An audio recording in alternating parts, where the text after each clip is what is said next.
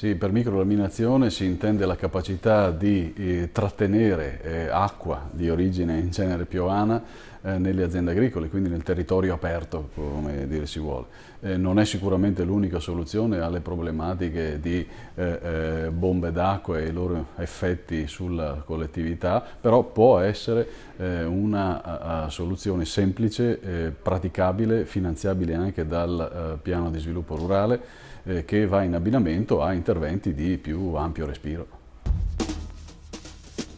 La collaborazione fra la categoria che mi onoro di rappresentare, che redige i progetti, dà per scontata il supporto del consorzio di bonifica competente per territorio e nella gestione delle problematiche comuni.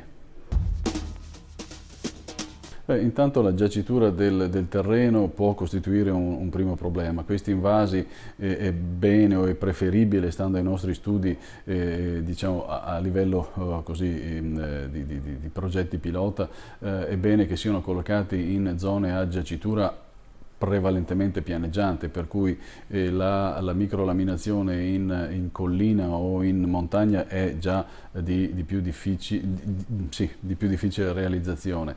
Un altro problema consistente è la collaborazione fra aziende agricole.